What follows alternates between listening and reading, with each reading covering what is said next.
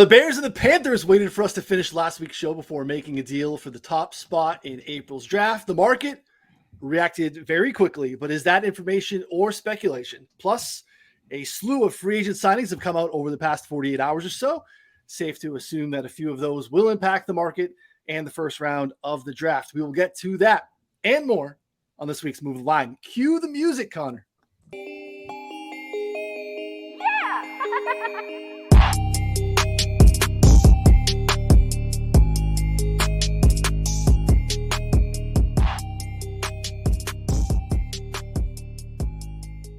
Hello and welcome to Move the Line. I'm Ryan Noonan, joined here, as always, in this spot to talk NFL draft betting by Connor Allen and Scott Smith. But we have a guest for you today. It is probably one of the best in the business. Really excited to get the co-creator of NFLRoughDraft.com. He is the three-time champion in terms of accuracy on mock drafts over at the Huddle Report, which is one of the best in the business in terms of getting the top quality mock drafters in the space. It is Mike Luchene. Mike, welcome to the show. Thanks for joining us. Hey, thank you for having me. I'm looking forward to talking about the draft, and I'm glad it's that time of the year again. Cannot wait. Mike is his hands. You can't see it. He has dirt up to his elbows. He is like in the weeds on, undrafted free agents, guys that like you definitely aren't going to hear about, probably will be selling insurance in a couple of years, but Mike knows their chances to make an NFL roster or to make a practice squad. He is like ready to go for us today. We probably won't get to those guys, but kick it back to you, Connor. A lot of market movement. We talked about how free agency was going to shape some stuff, and we'll get to that here. How we doing? Good. For those of you who listened to our last show, we recorded that about 2 hours before the Panthers traded up to the number one overall pick. And so that was an unfortunate timing, but Scott left us with an absolute bomb saying, I think the Panthers are going to trade up to number one. That happened right after. So for those of you who still listen to the show, there's still plenty of other good nuggets, but obviously the conversation along the number one overall pick lasted a little bit too long for, draft pods normally do. Scott with the receipts. How we doing today, buddy? Doing good, man. I'm pumped up about this episode. I've corresponded with Mike over the years, and he is one of the top guys as far as evaluation and putting players together. And I use some of his work as a big part of my process, putting out my final mock. And last week, we're a little bit early on the trigger. We talked about there maybe being a 24-hour window to get on Stroud in between some of the pro days that were going on. But the Panthers went ahead and pulled that trigger early, and we're sitting there with Stroud as the new favorite coming out the gate to be the top overall pick. Yeah, talked about free agency shaping that as well. We've had obviously a ton of information that's come, and I think we'll talk about how those things have been impacted here. We haven't really had a lot of markets emerge since we last met too, which is interesting. But, I think part of that is also just us chomping at the bit to get, into it. And maybe the books want to get a little bit, knowing that they're probably going to take a bath. They probably want to get a little bit more of that free agent stuff out there in the space as well. So before we jump into any of the news or anything like that, I want to remind folks that all the official plays that Connor, Scott, and I are going to be pushing through are available for our subscribers at 4for4. You go to 4for4.com/plans, get a betting subscription. Takes you through this time, basically the end of February next year, all the way through the Super Bowl, gets you access to every sport that we cover. Scott is grinding the MMA streets and crushing there. MMA, college hoops, obviously we are, on the eve of the March Madness and NCAA tournament. By the time you're watching this, things are up and running. Doesn't mean it's too late to get involved. Connor has been grinding that pretty hard over the last couple of weeks with conference tourneys, stuff like that, continuing to make sure that we are ready to go. And that's where all the official plays on the draft are pushed through our subscriber Discord as well. So 4for4.com/plans gets you everything on the site. If you're doing best ball drafts, season-long DFS, whatever it is, that's how you want to get it. We've also partnered with Vivid, Vivid Picks. I mentioned last week, you probably know Vivid Seats, a secondary market to go out there and get your, last-minute seats for concerts and sporting events. They also have a pick'em game. You could partner with them. $15 new depositors use promo code 4for4bets, and you get a 3-month betting subscription to 4for4. So it's going to get you all the NFL stuff. It'll probably take you up until the start of NFL or NBA draft as well, which is pretty cool.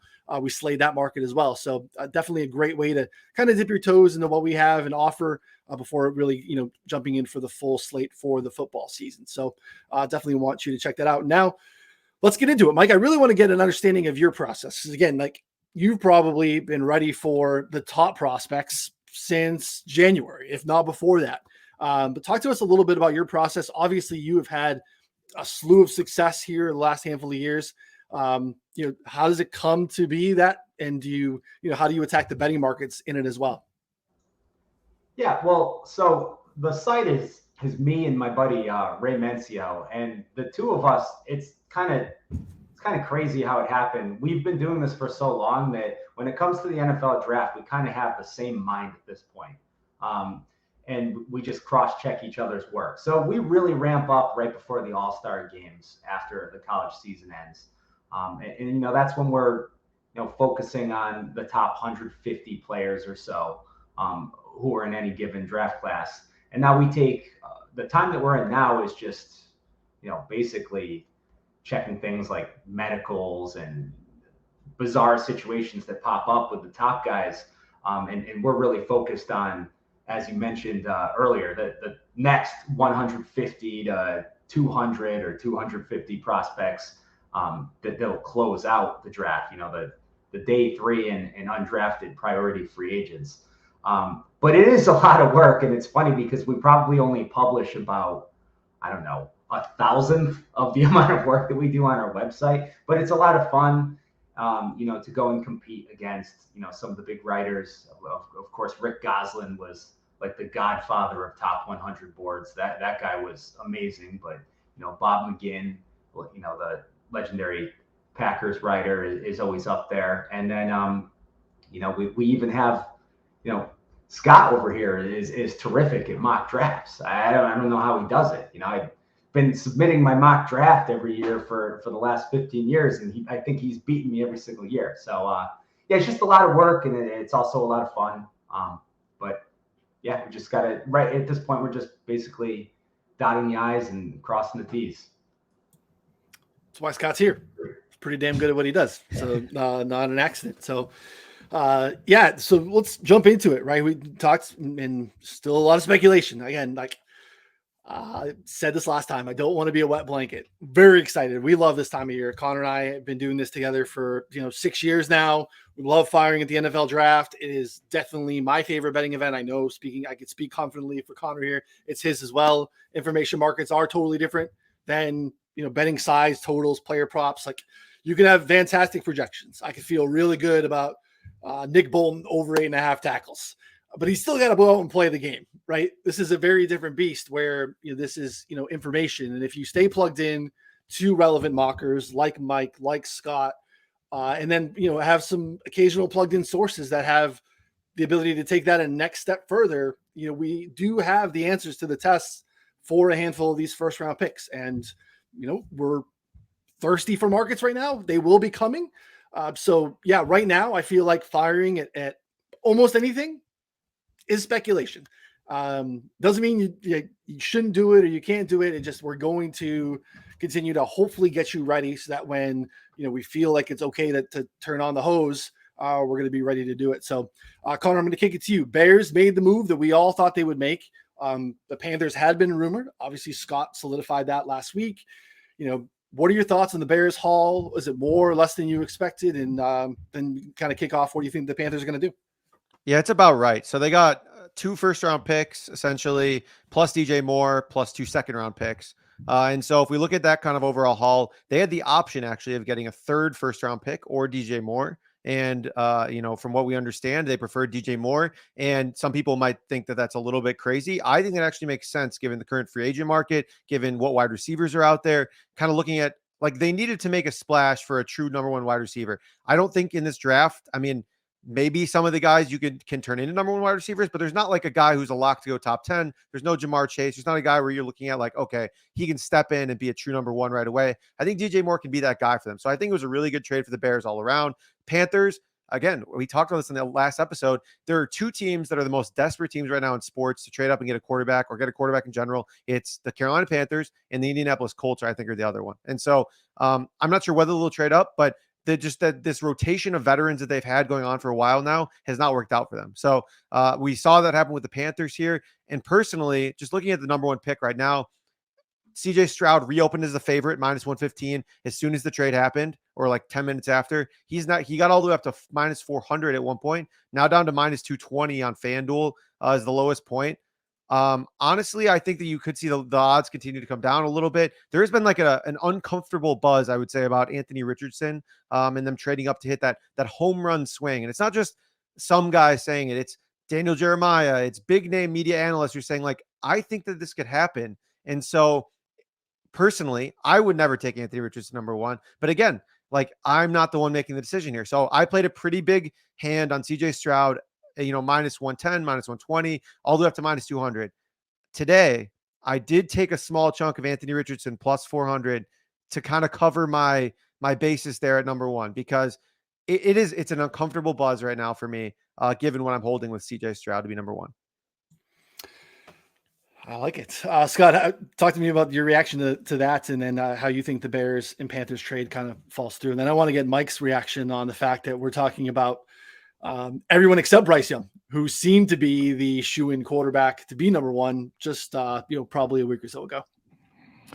Yeah, we talked about it last week, and look, we hit on it a little bit early. They could have gave us a little bit of heads up, and maybe we could have recorded a couple hours later. But I think it's a good haul, and I think the DJ Moore aspect of it is kind of the key piece in there. I think he's a player that is going to provide immediate help in the development that they're looking for there.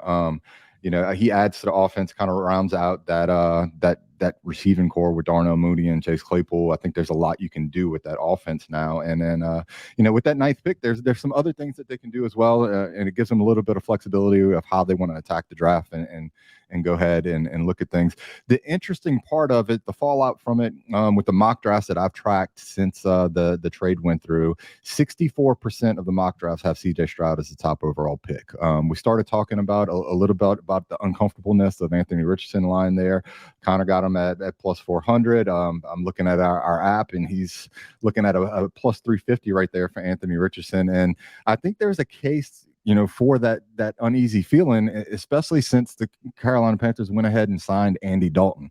Andy Dalton has a bridge quarterback written all over him. He's a guy that could be a stopgap if they want to go ahead and make Richardson that top overall pick. So I think there's a little bit of discomfort there if you're holding heavy tickets on Stroud. I got in on Stroud early when I didn't think he was going to be the top overall pick, but he had a +240 on him. So I'm pretty comfortable with some of the holdings I had when they initially came out with the odds for number one overall pick. But he's a heavy on favorite now, and I think there is some discomfort for Anthony Richardson and some of the buzz that you're getting there, especially with this Dalton signing. Just Bryce Young, what happened? Well, first of all, I think Bryce Young's still in the mix. I could see the case for Richardson. I think that's a lot to give up. Just looking at it from that regime, okay, they're new. They have a couple of years of leeway. But Richardson might not be good for, until his third or fourth year. I mean, he's really raw. That's a lot to give up to get all the way up there and get him. So I think he could be in play. He's certainly got a very high ceiling, and that's what it's all about for quarterbacks. I also think that there's a chance that they might have signed a more mobile sort of bridge quarterback than Andy Dalton if they were thinking Richardson. So, again, it certainly would not surprise me if they took Richardson, but I personally think it's between Young and Stroud right now. And I think really what that comes down to is just Stroud is a little bit bigger, well, a lot bigger. And with Bryce Young, of course, on Twitter, everybody's looking at that photo of him standing next to Kyler Murray, and Kyler Murray makes him look, or Bryce Young makes Kyler Murray look like he's, Josh Allen, basically. But there certainly are durability concerns with Bryce Young because he is so small. Like he probably played last year at about 185, which is unheard of and unprecedented for quarterbacks. And, fans out there, I've heard it, because this comes up every now and then from year to year. They say, durability, it's not like, he plays a position where he's, running into people every play as a quarterback. There are all these rules designed to protect quarterbacks. But if you go back and look at some of the other quarterbacks who come into the league with durability concerns, it really has become an issue for them. Like, obviously Tua Tagovailoa had durability concerns coming in. He had the injury, at Alabama right as he was entering the draft. Teddy Bridgewater is going back, but if you remember, a lot of people around this time in Teddy Bridgewater's year, I think that was 2014, they were thinking Teddy Bridgewater might be, the first quarterback picked in that draft. And everybody said, well, yeah, he fell because of durability concerns. And in April, that seemed extreme. Oh, he fell all the way just because of that. Teddy Bridgewater is hurt, stepping off the bus. Even Deshaun Watson had durability concerns when he was in the draft, and he tore his ACL in practice his first year. So it's a big deal. I mean, injuries are a part of the game, but you really need to depend on your starting quarterback playing when, after his rookie deal, he's making $45 million a year. So I think that it's still between Young and Stroud personally. But I think that the reason Stroud has probably overtaken him as the favorite is just because, people are worried about whether or not Young is going to hold up long term. Yeah, and I think something worth talking, a couple of things we're talking about here as well. So I think, both Ryan and I had heard from multiple people that they were trading up for CJ Stroud. So that was, an encouraging sign.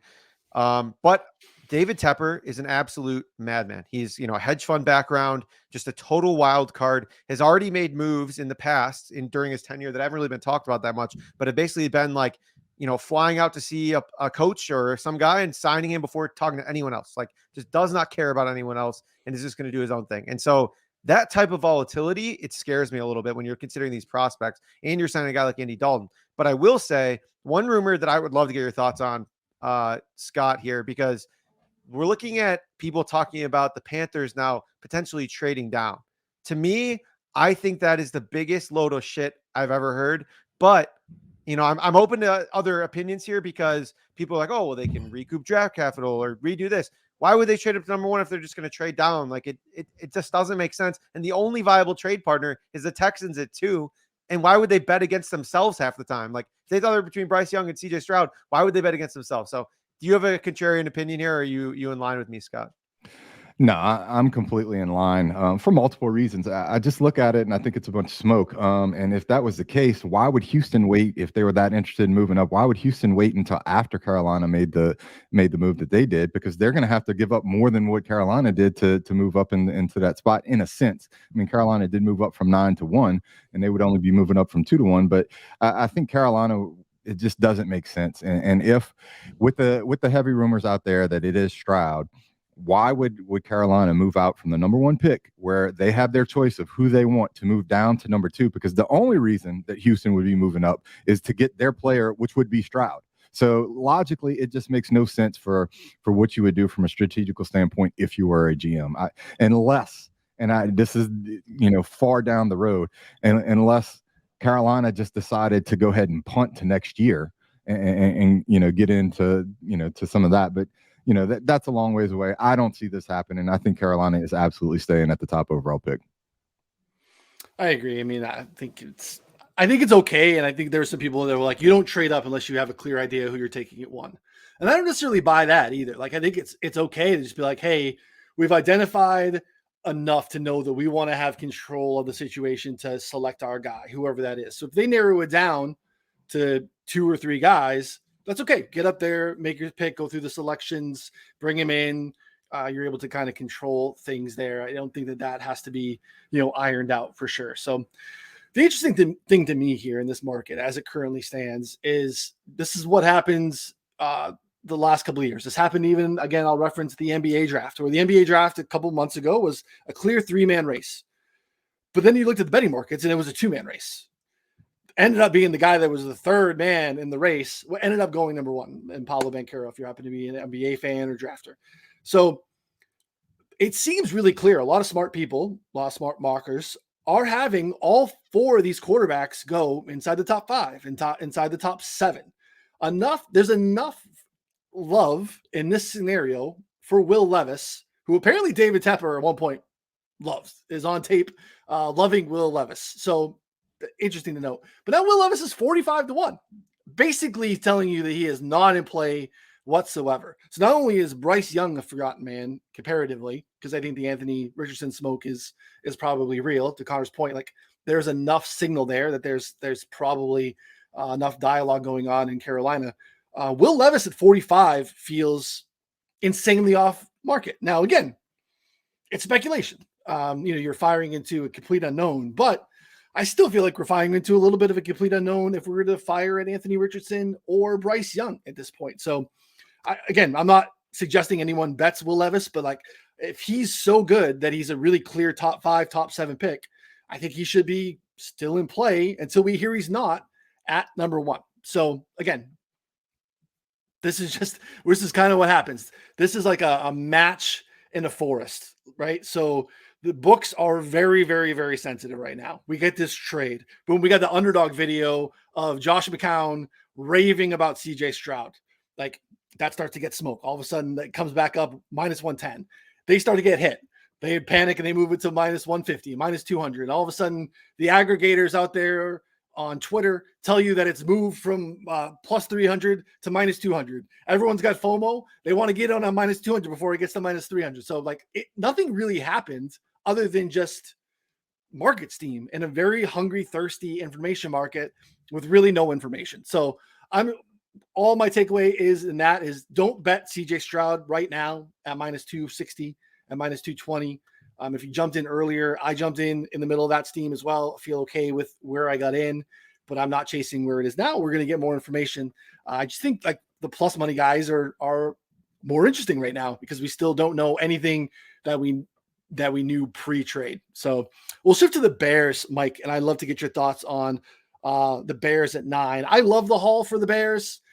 I don't love what they've done in free agency in the last 48 hours. We'll say that for a different show, but I really like how they position themselves to add talent into the building, putting themselves at 9, knowing that they didn't have to get into the market at quarterback, still being able to trade to a spot where they can add, a top tier talent. What are your thoughts on the Bears at 9 and what they got in the haul here in the trade?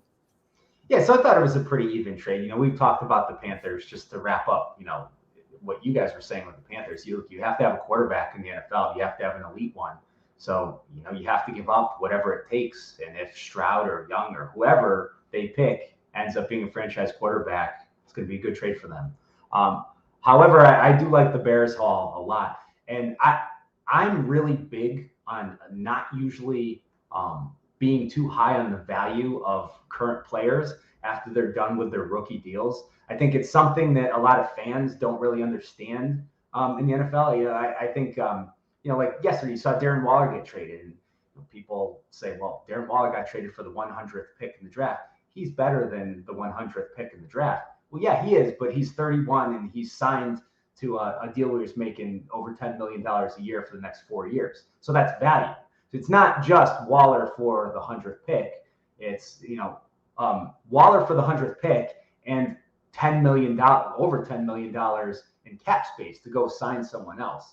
That said, I really, really like the DJ Moore acquisition by the Bears because although he's not on his rookie deal, he was very young when he entered the draft. I think he's only like 25, 26 right now.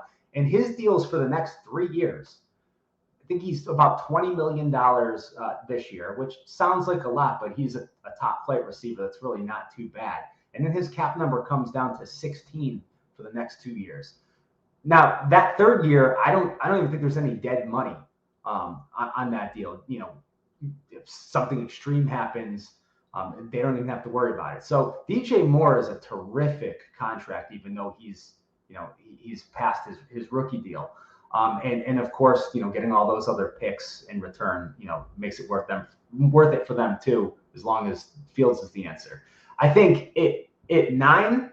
Now I also always contend that if you think you have your quarterback, then you need to take the best player available and forget about we happen to need this position at this current point in time. Because a few years later, when you look back at who was picked in that spot, you're not going to say, oh, well, they picked a Pro Bowler, but they really needed an offensive tackle. But I think the 9th spot matches up really well with their needs. So they need to fix their offensive line, and they need to fix their defensive line. At 9, there's a chance they could have their choice of the offensive lineman. I think Skoronski is probably a guard. His arms are, under 32 and a half inches.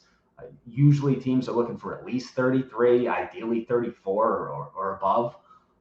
And I think that puts Broderick Jones into that mix for them. Of course, Paris Johnson as well. I think those three guys would be who you'd be looking at if you're looking for an offensive lineman there. And then on the defensive line, Jalen Carter could potentially be there. We'll see what happens in, I think about a week before the draft. We should be getting some more information about that. And if it's not great information, or if it's sort of still an ambiguous situation like it is right now, there's a possibility he could fall to them. And even if he doesn't, you've got some really good edge rushers in this draft. Will Anderson will be gone, but you've got Luke Van Ness, who could probably be an inside-outside type defensive lineman, kick inside on third downs. And, Tyree Wilson is basically a Chandler Jones clone. So, any of those guys would be, I think, terrific options for the Bears. And they might even have their choice between, all but one or two of those guys. Connor, when you don't need a quarterback, you can draft best available. Convenient for the Bears. They need literally everything else. So maybe not a guard, right? They signed and gave Nate Davis Pro Bowl guard type money yesterday.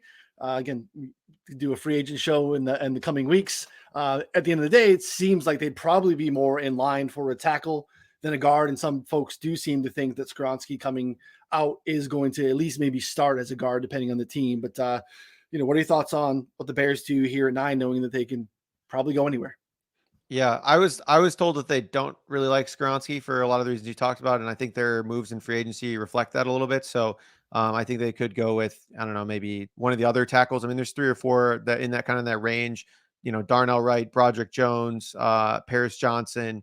I think all of those guys are certainly in play there. But I wanted to ask Mike one other quick question, because you brought up at the top here about now is the time you start diving into medicals.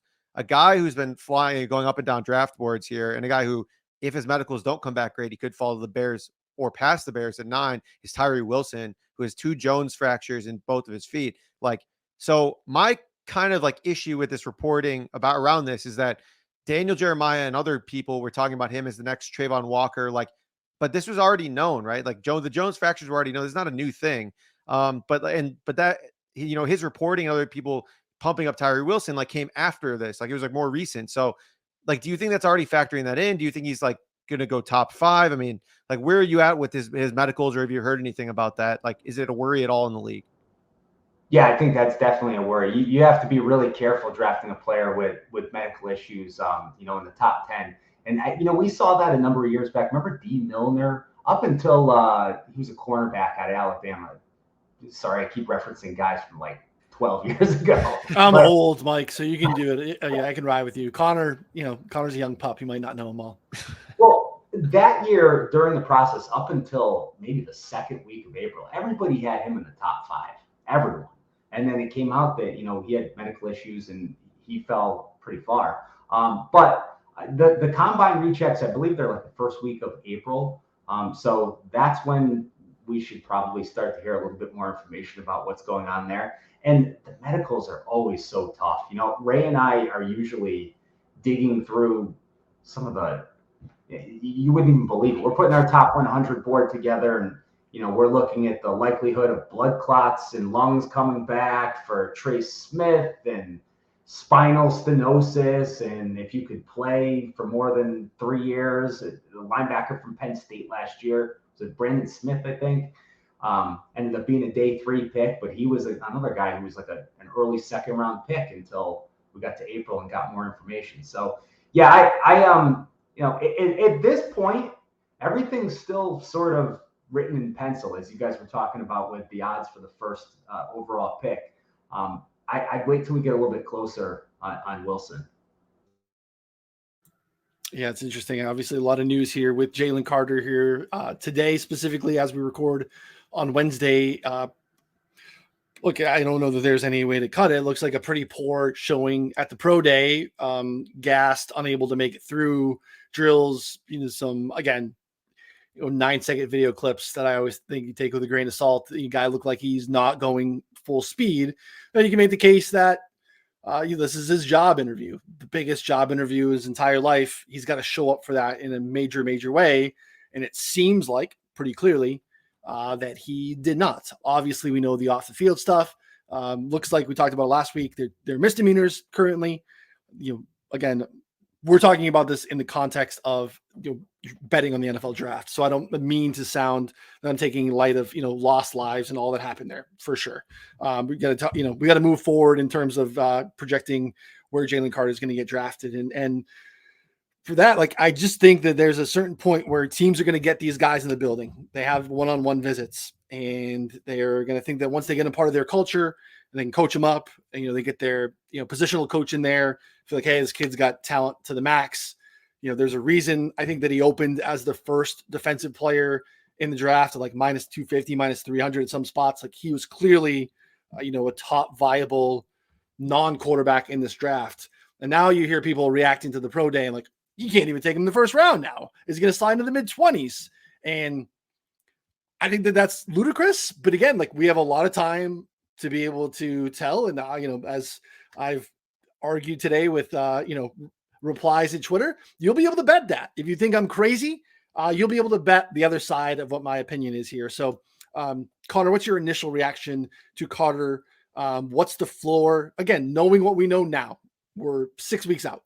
We don't have, pro days. We don't have one-on-one visits. We don't have legal news. What do you think about Carter and where he ends up? Yeah, I mean, he was loafing it for sure. I mean, you could tell, like, if you watch, like, again, I'm not like a expert on, guys diving through bags here, but like, if you watch some of the other guys, they were moving a lot faster. You could see it in his eyes. Like, he was just kind of, going through the motions there. And I'm sure a lot of this stuff is getting to him. And I worry about how, like, we've seen multiple things. So there was reports about character issues before this stuff came out, and then this happened. And now you're talking about him gaining 10 pounds at his pro day and then loafing it. So, like, all of that on the surface is pretty bad. And so I think the Bears would take him at 9 if he fell there. So but I don't know, maybe he falls further, but I do think your point that they probably get him in the building, and he's very talented. There are plenty of examples of athletes who don't need to be the hardest working guy in the building to be a standout player in your team. So, just because they're not a great character guy, like, sure, maybe the Lions won't draft him. You know what I mean? Like, but there are plenty of other teams who are willing to take players with far, far more concerning issues than a guy like Jalen Carter. So, Scott, any thoughts on this market though in general right now? Because right now we have Will Anderson. I mean, I don't want to lay this minus 250 right now at Caesars on anyone just because there's so much uncertainty. But when we kind of more look at it, Tyree Wilson has medical red flags. Jalen Carter has, I don't know, what do you want to call these flags, but a lot of them coming up. I mean, is this short on Will Anderson to be the first defensive player, or what are we looking at here? Look, I think when it comes to Jalen Carter in particular, because he's really the other competition for Will Anderson, I think he's done a lot to make his stock fall. In the sports industry, I deal with some professional athletes, and when it comes to drug testing, they say if you know the date of the drug test, it's not a drug test, it's an IQ test at that point. And that's kind of where it falls into with Jalen Carter right here, with being out of shape and in some of that. You look at a team like Philadelphia that's sitting there right after the Bears, and last year they drafted Jordan Davis, who everybody said was going to be a part-time player, and kind of was for the first year. They put him in spots, but it would be an interesting spot for Jalen Carter there, with the team that has overlooked some things, because it was said last year with Jordan Davis, they were wondering about his effort and him being in shape, but the talent they thought they could go ahead and deal with. And that's an interesting spot between 9 and 10. And the other particular thing that we're talking about is who's going to be the top overall defensive player. And that's where I kind of want to hit with Mike, because if it's not Will Anderson, I think we start getting back into that defensive back conversation that we've been having over the last few weeks. Is it Christian Gonzalez? Is it Devin Witherspoon? And I think those are kind of the other two guys that can kind of come into play, especially when we start talking about Tyree Wilson having some medical concerns. I think you do have to wait until you get some of those medicals, like kind of in that April standpoint. But I'm interested to get Mike's opinion on the conversation that we've been having. How do you feel about those two guys, Christian Gonzalez, who killed the combine, and Devin Witherspoon, who, when you look at his tape, I mean, he's making some hits that you don't see a lot of cornerbacks making. Played a little bit underside. I think he only weighed in at like 181 at the combine, but that's the big argument. And that's two players that play a little bit differently, with Witherspoon being a lot more of a man person. And then, Christian Gonzalez being a little bit smoother of an athlete with the measurables. So I'm interested to see how Mike feels, if there is another defensive player that he would consider as the top one coming off the board, and out of those two cornerbacks, which one he has ranked higher. Yeah, so I think the first defensive player is going to be Will Anderson, unless something happens between now and April with him specifically. Just real quick on Carter before I get to the cornerbacks. There's a little bit of precedent for this. You had Warren Sapp, who's supposed to be a top 5 pick, fell a little bit. I don't remember exact 12, 13. It was like somewhere between 10 and 15 where Sapp got picked. Obviously it worked out great for Tampa Bay. You also had Darrell Russell. Same type issues. He didn't fall at all. It was second pick in the draft, and some of those issues kind of came back to hurt him, unfortunately. But you could make the case you got a solid 5-year career out of him before that happened. As far as the cornerbacks, I've got Gonzalez clearing away ahead of Witherspoon personally at this point. I think the combine was really the difference. I know Witherspoon talked about the injury, and then he didn't run at his pro day because he said he was still coming back from it. But I think you have to at least wonder if that's the truth. So you've got Gonzalez with the measurables. So just again, 32-inch arms. He's got longer arms than Witherspoon, who came in at 31 and a quarter. That's a big deal with defensive backs. You see guys get pushed inside when they're underneath 30. He's taller. He's bigger. And he's more athletic, even though he is a little bit more raw. But the 40-yard dash is just for cornerbacks. It's still the one position where it matters. And so I just want to see Witherspoon run before I could even put him in the same conversation as Gonzalez. Right now, I've actually got Joey Porter Jr. as my second cornerback. This is probably it's probably crazy, but I've got Deonte Banks and Witherspoon pretty close. Now, if Witherspoon shows up, I think he's supposed to run April 6th, I believe, somewhere in that first week of April, and he's running in the 4.4s, then I'm fine with that. But if he runs, mid 4.5s or 4.6, we've just seen it time and time again where it doesn't work out for cornerbacks who can't run. So I personally think Gonzalez is going to be the higher pick, even though played in same quality. There's same quality of cornerback. They're both first round picks, and Witherspoon obviously had a much more productive year. Yeah, I've been caping up for Witherspoon in a big way for since this process started. I do think what's happened in the last 48 hours or so in the free agent market, I think has impacted that too. I think Connor did a great job last episode kind of laying out why Detroit made a lot of sense for Witherspoon, because they do tend to run a little bit man, whereas that was really what Witherspoon did in college, where Gonzalez does profile as more of your typical cover 2 zone on the outside, with the additions of Cam Sutton and Emmanuel Mosley, both additions to the Lions in free agency. Again, they still have, Jeffrey Okudah. You can make the case that they still need depth and they should probably still address the position somewhere. But we do know it's one of the deeper positions in the draft. So I think that probably takes them out of corner at 6. Again, we don't know yet, but I feel like that probably makes sense that they're not in position there.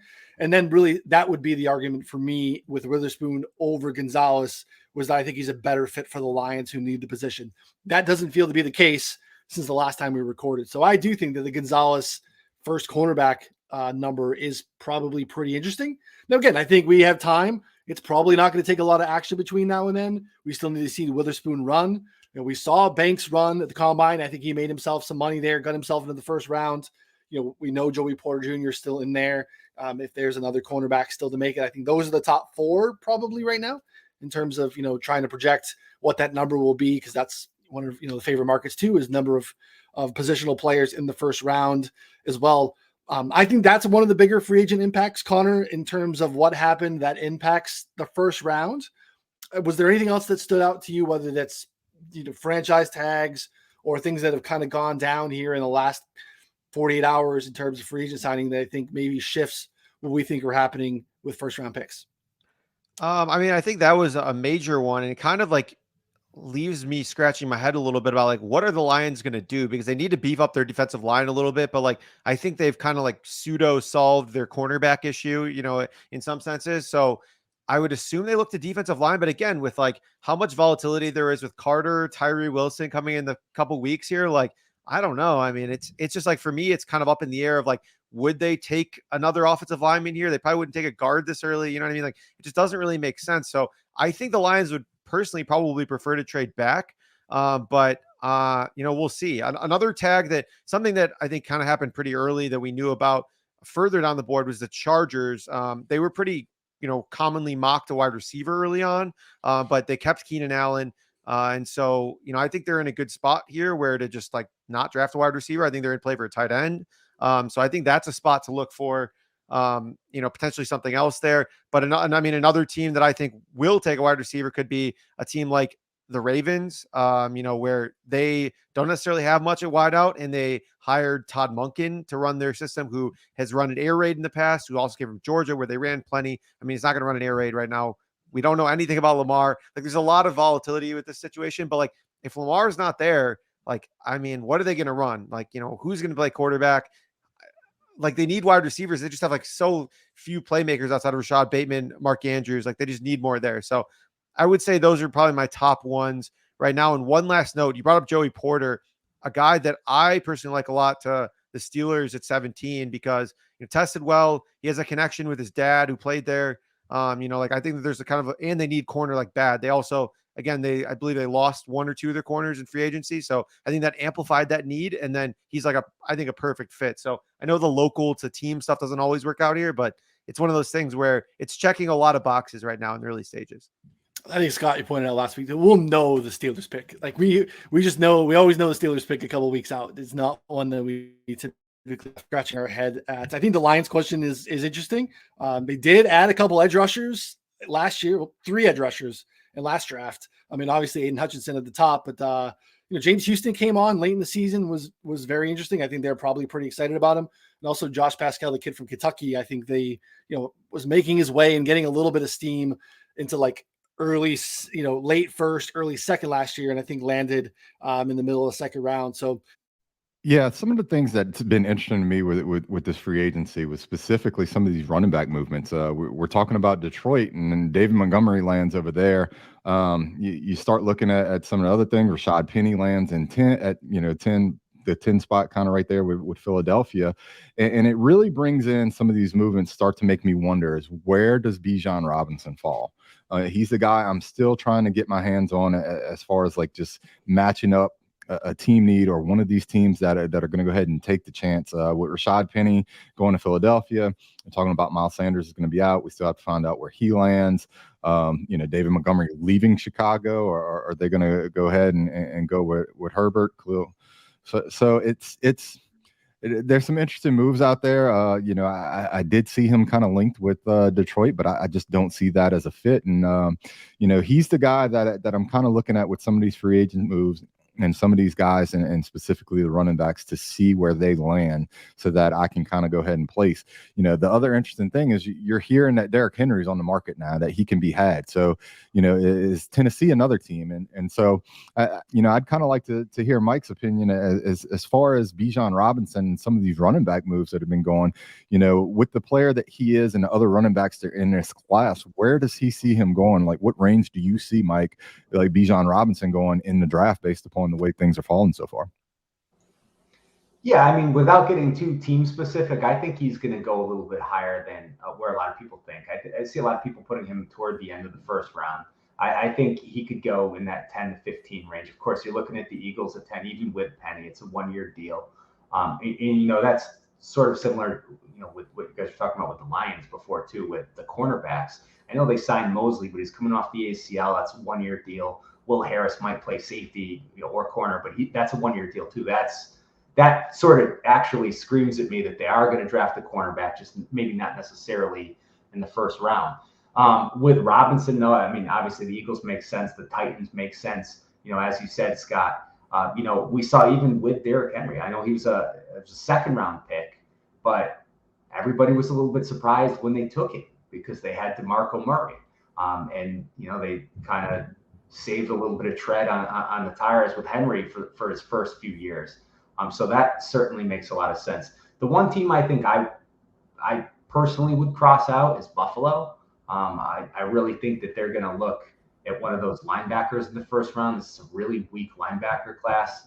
And, you've got Drew Sanders, you've got Jack Campbell as sort of Tremaine Edmonds replacements. And if you don't take one of those guys, you're probably not getting anybody else to replace him.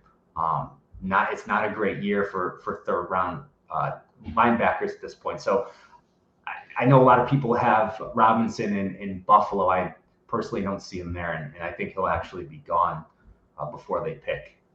We also got some breaking news here during the show. The Saints just signed Jamal Williams to a deal. So I think we can, with Alvin Kamara's looming suspension, maybe not cross them off the board, but, I think that's definitely something to consider if they're signing Jamal Williams. Like you said, there's the landing spots for Bijan Robinson is just becoming, I would say, I don't even know, tougher. Like maybe are the Cowboys in play? Like after letting go of Zeke? It would not surprise me one bit that if he's still on the board, Jera's pounding the table again, like he did at pick 4, picking, Ezekiel Elliott over Jalen Ramsey, like we already saw, and him just going back and getting his new Ezekiel Elliott, Bijan Robinson. Like that would not surprise me at all. But to Mike's point, like there's the constant buzz has been, this guy is a top 5 prospect in the draft and he's going to go top 10 to top 15.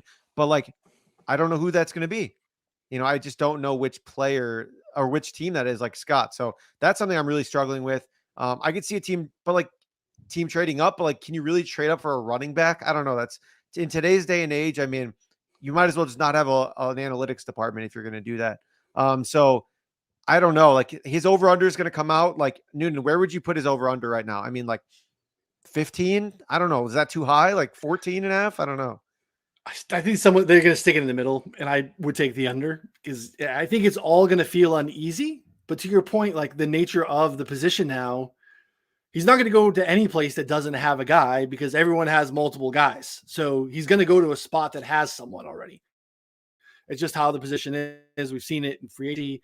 We see kind of just how the position has slowly been devalued, and rightfully so. I do think that there are outliers at any position. I think Saquon was an outlier at the time, and now should he have gone where he did? I think obviously you can make an argument that was too early, but everyone seems to be like, "Hey, this Bijan Robinson is an outlier again," but no one wants to take the spot. The wild card, I wouldn't call it that we got word or rumor, but there was some discussion yesterday that there seems to be some interest out of Atlanta. Atlanta's talked about wanting to add to the position. We've seen some quotes that they don't, they like Tyler Algier. They don't think that he necessarily can do it alone. We know that they like to run the football. Again, it takes very, very little to move a market nowadays. So if a couple of people try to bet the Falcons at the same time, it goes from 30-1 to 15-1, as we saw yesterday, pretty quickly. Fine folks over at DraftKings let me get down 40 cents on that bet. So thank you very much, DraftKings. But like Atlanta, Connor and I were talking about earlier today, like Atlanta can do anything. They're kind of like the Bears where they have a ton of needs. They could go offensive line. They still need edge help. They need corner in a big, big way. I think they're in play for either Witherspoon or Gonzalez if they happen to fall. But that wouldn't feel like a weird spot for Bijan Robinson either. So that would probably be where I could see them inside the top 10 landing, because that does make a lot of sense. But like theoretically, he seems like a great Cowboy. I just feel like it's really tough to trade up for one. But does someone let him fall all the way there as well? That gets really tricky. So, yeah, Connor, to answer, I think it's probably in the middle of the first round, 14.5, 15.5. I'd probably lean under, but I don't feel really confident in it. And that's probably why the books would just pop it in the middle there as well. What would you line it at? Yeah, so I'd probably line it around there. But I think something that you brought up here when you go through the top 10, like I think the Lions, they signed David Montgomery. They still have DeAndre Swift. I think that they are probably out on Bijan Robinson at 6. I don't know. Again, like every team has guys, but like given how them like spending $11 million guaranteed on David Montgomery, and having Swift still, I don't really think that they're in play. But a team that now I'm thinking about more, that this guy got swept under the rug a little bit. So in contention to trade up to the number 1 overall pick was the Panthers, the Colts briefly, but a team that was talked about a lot was the Raiders. The Raiders were talked about a good bit. And that like kind of was like swept under the rug because people were so excited about the Panthers trading up. Scott, I mean, what do you do with the Raiders at this point? I had them penciled in for an offensive line, but like it seems like they're very interested in moving up to maybe 3 to pick a quarterback. Maybe, I don't know, just standing pat if they're there, if the quarterback is there when the top 4 taking quarterback. Any thoughts about this market and just what the Raiders do? Yeah, when we talk about the Raiders, the Jimmy Garoppolo sign, and it's not a big contract, especially when you look at what some of these other guys are getting. So I think it's a situation where they can definitely get out of it. And the weird thing with the coach there is that he drafted Tim Tebow. So if he can fall in love with Tim Tebow, his first go around as a head coach, can he fall in love with Anthony Richardson the same way around from another quarterback from Florida?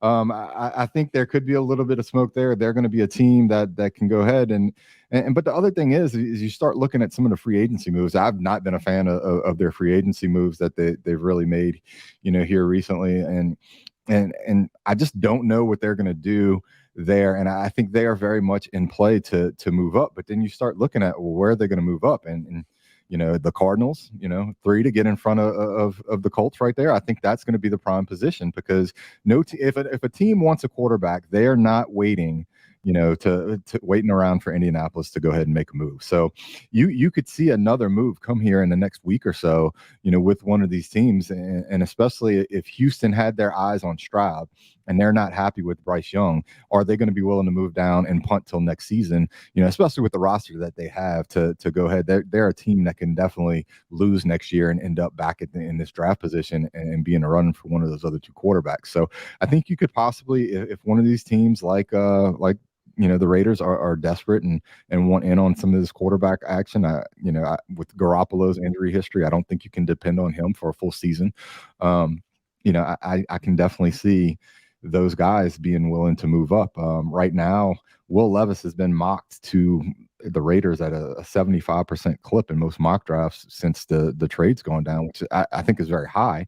But are they going to wait at 7 to get them, especially if you think 3 other quarterbacks are going off the board? I don't think so. So they're definitely a team I could also see moving up, and I think that number 3 spot with the Cardinals would be the point. The Garoppolo deal was fantastically done by the Raiders. I think like they can get out of it and make it a fairly league average 1-year deal for like 33 million guaranteed. I think there's a roster bonus that kicks in that I think makes it from like 28 to 33, or like they're prepared to like have him for the 2-3 years, to bridge things out. Very well done by the Raiders to make, still put them in position to compete a little bit while they figure out what they're doing in the position. So, Mike, any other nuggets before we wrap up? Any other things that you thought from free agency or anything in your work here that you can bullet point us, whatever you want to share with us, and we'll go around the horn. I'll do with you, Scott, and you, Connor, as well. Yeah, well, I guess just to sort of talk about what you guys were saying with the Raiders real quick. I worry that they're in McDaniels and Ziegler are in job preservation mode right now. I would have thought they would be looking at a quarterback as well. We've never had a draft where 4 quarterbacks have gone in the top 7 overall picks. Certainly, it looks like that's a very strong possibility this year, but they've completely neglected that defense through free agency. Robert Spillane is, he just made starter money, but he's really a real quality backup inside linebacker, and they need help on the line. So that's a spot where you could see Tyree Wilson. Again, I compared him to Chandler Jones. Chandler Jones, that's where he is, and he's, I think, going to be 34 next year. So they could use another edge rusher. They could take Lucas Van Ness. They could even take Kalijah Cansey at that spot. Of course, he's going to be compared to Aaron Donald. I don't know if he's going to quite be that good, but you could see him be a surprise top 10 pick, and that would be a spot for him. And then, of course, all of those cornerbacks that we talked about are going to be in play at 7 as well. As that regime potentially tries to win 7 or 8 games, and so they can keep their jobs for another year. But I think just in general, moving on, in terms of putting guys in specific spots. That's tough to do in March. But I'm just going to continue to keep an eye on the pro days, and we'll continue to tweak our top 100 rankings, which are actually like a top 350 rankings up until April. And yeah, that's it. Such a tough spot, 7, 8, 9 with the Raiders, the Falcons, and the Bears, because they're going to have optionality positional wise, and they all need everything. So I think when you get into a spot like what Scott's talking about, looking at mocks, we're seeing a 75% Will Levis to a team. There's just so much. Yeah, copy and paste isn't the right word. There's just a lot of groupthink in mock drafts early in the season. So yeah, it feels more like noise. I think it's okay to be open to that not being, written in pen, as Mike has referenced earlier. Some of that stuff written in pencil, I think makes sense. I mean, having Will Levis go to the Raiders makes sense. They need a long-term solution at the position, but just a lot that can happen between now and then. Scott, any other nuggets from you over the last week since we talked last, or any takeaways from free agency, or any, maybe spots that you think that maybe make a little bit more sense to you in terms of mocking out the first round?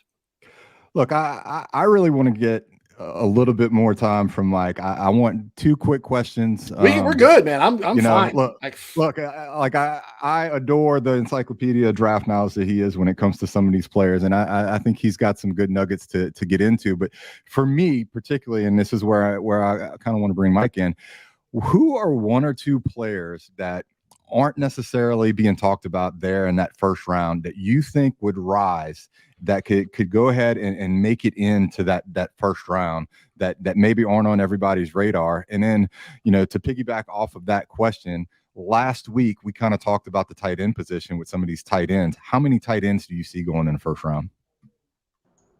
Oh, great questions. So I'll start with the tight end question.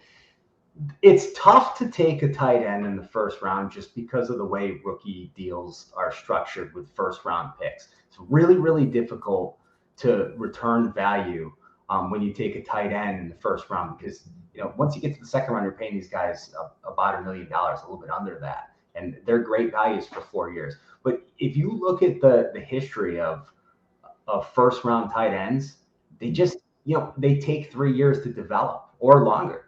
And so you get a guy like Noah Fant, who's a perfectly fine tight end, but he doesn't really have much value during that rookie deal when he's making a few $1 million. So, I think Michael Mayer is certainly in that first round. And then there are a bunch of guys who are certainly deserving skill-wise. If you take the aspect of roster building out of it, Musgrave's got a chance. A lot of people like Dalton Kincaid. He could slide in there. I think Darnell Washington is more of a second-round pick. I think, the appeal with him, yeah, he's athletic and has some great upside as a receiver, but I think the appeal with him is really just that he's such an elite blocker that you're going to plug him in as one of the. It's very rare to find an inline tight end who can block like him, especially within the last 10 years or so. So I think he's more of a second round pick. But I guess to answer that, I think Mayer will be a first round pick. Maybe we'll see one more, but I think there's a higher likelihood that just because of the way rookie deals are structured, you see a run on those guys in the early second round. As far as players who maybe aren't talked about a lot, who could jump up into the first round, be surprise picks, I really like Jack Campbell. And again, you heard me mention earlier that this is a really poor linebacker class. There aren't any linebackers I would take in the third round. Trenton Simpson is a 4-3 will linebacker, 3-4, he's an off-the-ball linebacker, and that's fine. But aside from him, you've got Drew Sanders and you've got Jack Campbell, and that's it. And if you're a 4-3 team that needs a Mike backer, you need to get one of those guys, or you're just not going to fill that need. I mentioned the Bills earlier. They need to replace Edmonds. Well, they're their 2 options, and they don't have any others. So I think Campbell's a guy who could possibly surprise. Steve Avila, the guard, he's from TCU. He's very quietly had a very strong pre-draft process, and he's a guy who could kind of sneak into the back half of the first round. And I guess if you want to, if I'm going to throw one guy out there that's like way off the board, Okay, like a New England Patriots, stunner. I'm going to give you Darius Rush, okay, the quarterback who just absolutely was fantastic at the Senior Bowl. I think he had the fastest GPS time in practice. Killed the weigh-ins. Okay, he's got ideal measurables, and then he just went to the combine and picked right up where he left off. So certainly, I'm not saying he's going to go in the first round. And cornerback is such a stacked position that it's going to be difficult because we've got the 4 guys we talked about. You've got DJ Turner. You've got Cam Smith. So there's 6 guys right there, but that's just one sort of way off the radar guy who I could see some teams being higher on than the consensus. I love it because we get, like, in the betting space, we're going to get over-unders on a bunch of these guys, even as second-round picks. So, like, they might not be first-round guys, but it's good information for the audience because if the guy pops up and as an over-under play, we have a little bit of info from Mike there. So absolutely love it. I was leaning a little bit last week to under 2.5 tight ends in the first round because I don't think that Washington is that guy. Scott and Connor took the other side. Glad we can bring on a smart mind like Mike to agree with me there. So good stuff. Feeling good about it. Scott, now we maximize Mike here. I'm just going to invite you back on later in the season. We'll do it as we get a little bit closer so we can make sure we can squeeze a little bit more juice out of the lemon. But, Scott, did you have any takeaways from free agency? Anything that's maybe shaped your, rough draft mock board for round 1? Yeah, I think you start looking at some of these teams in the back half of the draft, and when you start talking about some of them, we're talking about what's going to shape the top 10. And for me, particularly when I'm looking at mock drafts, look, I'm trying to get 7 to 8 picks correct in the top 10, and trying to lean with another 3 to 4, in the back half of the draft. And I think we hit on the Chargers a little bit with what they're doing, but some of these other teams, like you start looking at some of the trades that just went down, some of the players. We talked about tight ends, and you just saw Hayden Hurst get signed by Carolina. So the Bengals are going to be kind of leaning there, and you just start looking at some of these teams and some of the team needs. And I think especially with the news that Connor just broke, the Saints getting the running back, that makes a lot of sense for what they're doing. I think you're going to see some movement here on the back half, and I think the picture for the back half of the draft is coming a little bit forward, and Deonte Banks. That's a guy that I'm looking at that is moving up a lot of draft boards, especially with what he did at the combine. And you start pegging some of these players in. And look, we're still a little bit early on the market. We haven't had a lot of player props come. I expect this next week to kind of start open up some of our betting chances for what we're going to look at. And a lot of this free agent movement is going to be able to give us a better view of the market and make the picture become more clear. So that's just kind of, I'm still a little bit in a waiting game here for some of the stuff, but I'm pretty pumped for this next week. And I think we're going to be able to get a lot more action going, especially with a lot of these pro days going off the board. The Bengals losing both of their safeties to free agency makes Brian Branch pairing there feel pretty natural if he happens to last. Again, we know it's not a really deep safety draft. On the other side, like Mike talked about, linebacker not very strong. I thought Sanders to the Cowboys made a ton of sense. You had like the Arkansas, Jara Ty, Van Der Esch was a free agent. They just brought him back, so that makes And just to break another little bit of news while we're here, Miles Sanders to the Panthers. There we go. Oh, all right. Okay. Interesting. So, they were moving on from Foreman. They still have Chuba Hubbard there. So, I'm sure he'll still be involved, and Miles Sanders will tease fantasy owners and managers again in front of their season. But it'd be interesting to see how that plays out. But yeah, I mean, back half I think it's really, really interesting, and lots of different cases to make for different players. So it's going to be interesting. I just want over-unders. I think over-unders are something that I'm comfortable firing at before maybe positional number in the first round type of stuff, because I think that gets a little bit more dicey. But yeah, anyone got any other notes before we wrap it up and call it a show? I do want to add one last thing here, that if the Panthers draft Anthony Richardson and he starts like over half the season, the Bears will have the number 1 pick next year.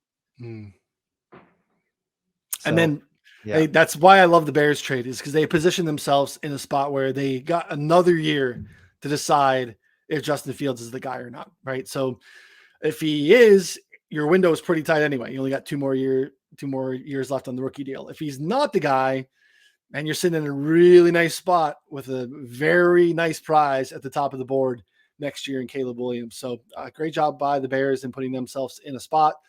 Went ahead and spent all your free agent money on guards and middle linebackers for some odd reason, but you need talent, and supposedly you got some into the building. So again, remind folks, 4for4.com/plans, get the betting sub, you get all the access, all the picks. Discord, I think, pays its weight for the entire season over the next 2 months, to be honest. And then you get the entirety of the 2023 NFL season with us as well. Again, Scott's grinding MMA, betting picks there, college hoops, NBA, we have people throwing out hockey props in there. Very like-minded community, betting on anything that we possibly can get down on.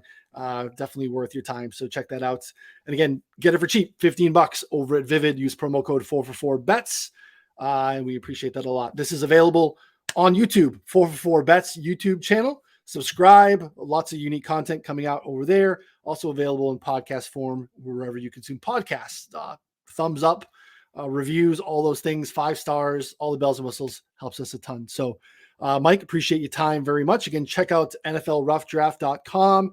We'll do our best to get Mike on again later in the draft season. We'll tighten that up. So for Connor, Scott, and Mike, I'm Ryan. We'll see you next time. Thanks, everyone.